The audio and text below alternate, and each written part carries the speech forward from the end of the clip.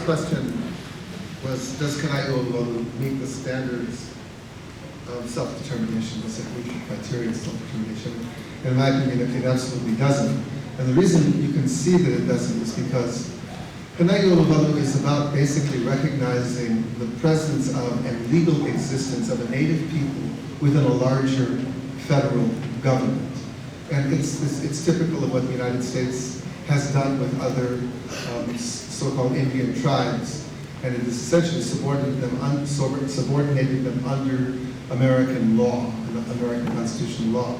These are not, countries that can enjoy the full range of political options and choices and powers that other nation states do.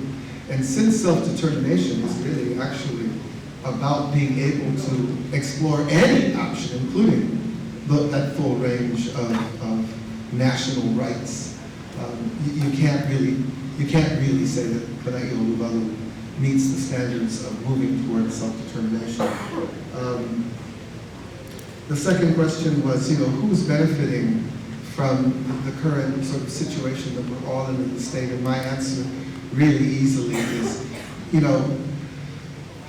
the government of the state of Hawaii benefits from the status quo. The large corporations, Castle and Cook, Alexander and Baldwin, and a number of these other corporations that have been in existence since the kingdom, they've basically been able to continue to profit tremendously by the fact that we have not been able to restore our own independent government. The benefits have also accrued to people who participate in the state. A great book that was written back in the 1980s called Land and Power in Hawaii, which really showed and demonstrated how the new Democratic Party essentially was able to really profit off of the expansion of real estate and real estate speculation in the 1960s and 1970s. So we kind of actually know who benefits from this. And if you want to, if you really want to put a stop to this, then it really requires a tremendous transformation, not just in the government, but in the way we think about land and how land is to be used. Three, nation within the nation, can it be a stepping stone to full independence? And I would turn to the first thing that I said about these being two very different things and two very different outcomes. But I also say this on a real practical basis. Once you set up a nation within a nation kind of apparatus, it will attract Hawaiians and other people into those positions and jobs. And one of the most difficult things to do is to uproot people once they have government jobs. Tenure, everyone. It's really, really difficult to uproot them and get them to be convinced that really we should be pursuing something else that is risky and different and would require separation from the United States and its money and resources. So in a practical way, I just don't think that adopting this is a stepping stone. I think that's a dead end. What are the contemporary resources in the Hawaiian community for reading and all those sorts of things? I like Kamana Beamer's new book, but you know what? I also love Lilikalā's Land, Maybe Land and Foreign Desires. I love Davianna's book that talks about the persistence on the land. I think there's been a tremendous explosion of scholarship and research and writing that if you read them all together, really basically tells you we're in the struggle for our life, and I have to stop. Thank you. Oh, blood quantum is evil.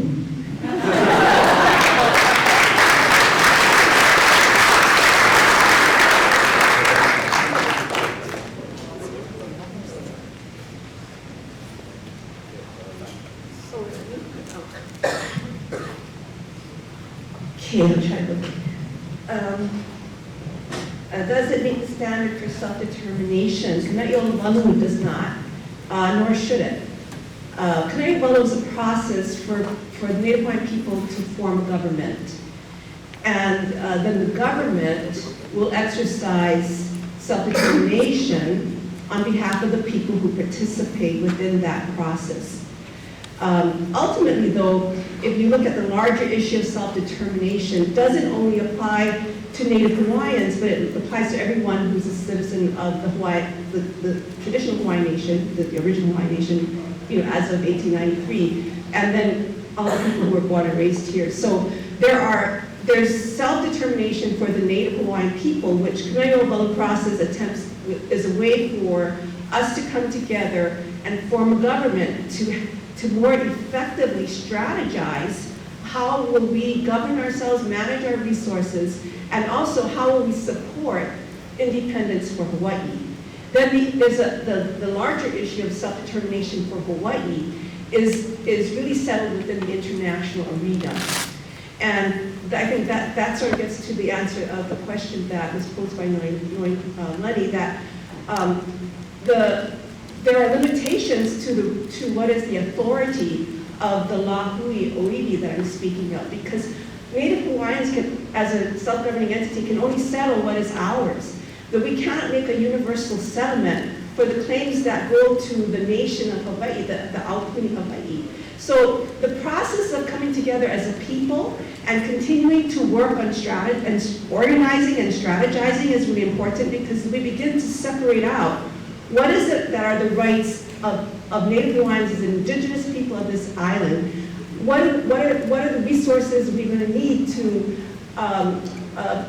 provide for the well-being of our people, to provide education, healthcare, and manage our own waters and the resources of our Aina.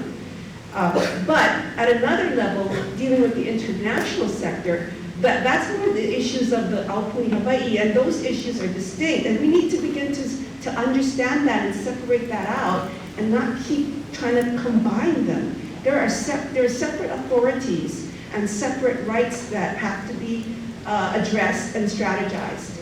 And the larger issue of Hawaii getting reinscribed at the United Nations, having a self-determination vote, that is for the Aupuni Hawaii to do that.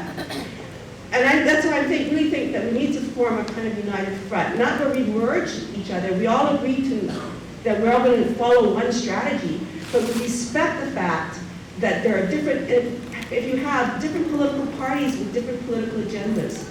And that's what a mature government enables us to do. A government is a forum for different political interests to come together and strategize and to acknowledge each other and to respect each other and then still go forward in our commonalities, but also respect what is the different authorities that we have. And in terms of the blood quantum and Hawaiian homes, there is already a group of people who have not been addressed. I mean, all the people who are on the waiting list, still waiting. I think, I believe that until we do allow all those people to have their benefits, that we shouldn't be opening it wide. But I don't agree that the United States had the authority to set up a blood quantum in the first place. And as far as resources, you need to do the research, as Kaleikoa was saying. You have to really investigate yourself and not just trust what is out there. Don't know if I just want to really emphasize the importance. The really end game is Aloha Aina, as what we started off with. And the question of which governance, what levels of governance we're going to look at, those are strategies to achieve Aloha Aina. They're not ends in themselves. I really do not believe that they are ends in themselves. And if we believe that governance is an end in itself, we're going to miss the boat, because really governance is only a way for us to more effectively protect our resources, protect our Aina, and pass it on to our future generations. Mahalo.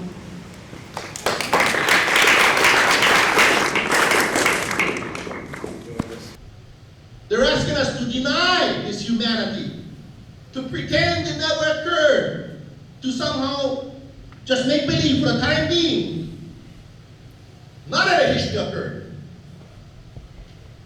It will take 2 steps back and pretend for a while, and sometime in the future we're going to get sneaky enough, and they're going to recognize us again as Aina Pesi. For me, like Gandhi said, the best bet is always the straight path.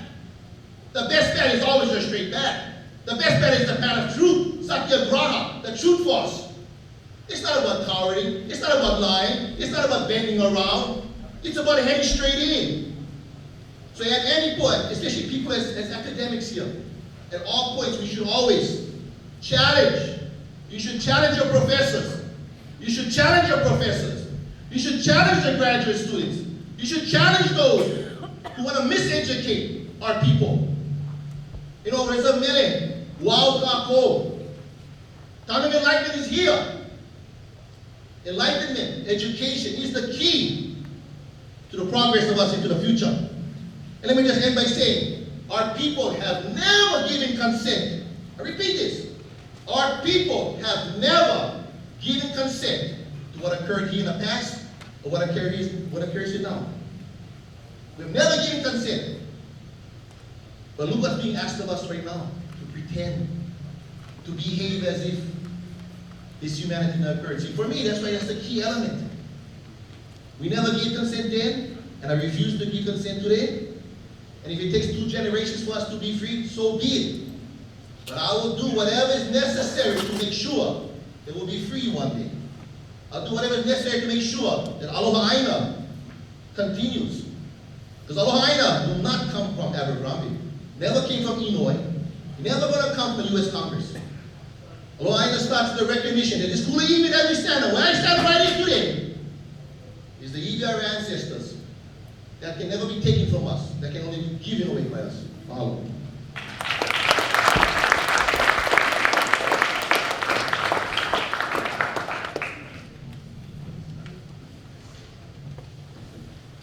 I just want to, I'm so pleased to hear Kaleikoa say what he does, because when he was my student, I told him, don't believe what I say. I'm your professor, I don't believe what I say, we'll do the reading. It's really great to hear him quoting that. I have this conversation with my good friend, Andre Perez, quite a bit about what's the way to proceed, and whether we should have grassroots organizing, or whether we have government entities helping out with that. And you know, I was just reflecting that I really supported everything just now that Davianna said. Everything that her analysis of Kana'i Olovalu. And I have to laugh at myself, because 20 years ago we were absolutely on the opposite side, arguing against one another. I was sounding just like Kaleikoa, as a matter of fact, 20 years ago. I was on Provo Hello, we had a TV show, we denounced them, this is a state agency, all these things. I mean, I think you watched that show, but today, I really agree with her, and I think it's the passage of time. So we worked extremely hard in Kalahui, Hawaii. We worked for years without money. In fact, probably the best thing about us is we had no money. and we didn't give up. We kept talking to people. We did hundreds and hundreds of workshops to explain to them about self-determination. We explained to them about our Constitution, which says that non-Hawaiians should have all the rights of the natives, except the right to vote, should be honorary citizens, and trust the natives to vote the right way. Because non-natives, by the way, have a country everywhere else in the world. We Hawaiians only have this country. So do we get to run our country? I'm not giving it up to some Alpuni that says we're all going to be whatever. That's America. I want the Hawaiians to have rights here. In fact, I don't want to make a settlement on any of the lands. I want all of the lands.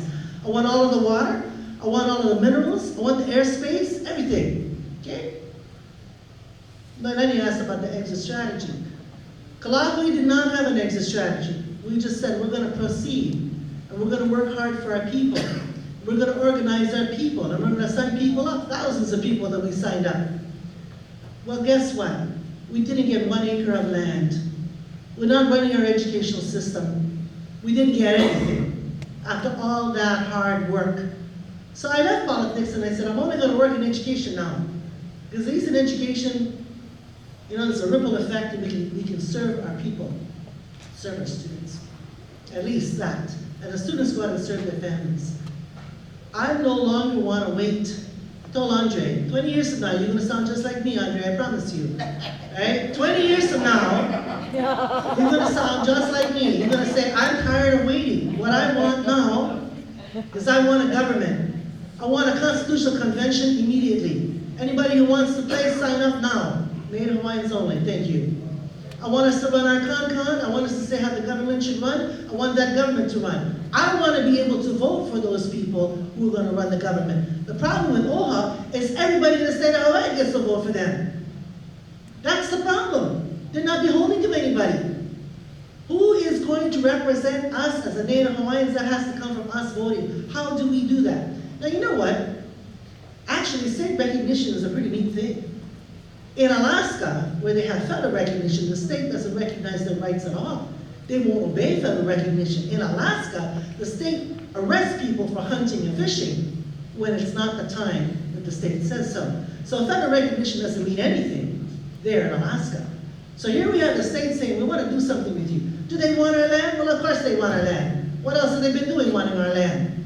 We need a government that we vote for, that we say, no, you can't have our land for the following reasons. We want these lands. Let's make a list. You know, I always say there's 1,300 ahupua'a. My friend Lorenz and Kamana both say that there's 1,600 ahupua'a. Do we know all the names? Can we ask for them? How are we going to run them if we don't know their names? I want my government now. I want to run my own board of education, and I want to run a school that is going to make sure in 20 years our children still know why they should ask for our country back. Because right now, there's a lot of kids who think they're Americans, and they're Hawaiian.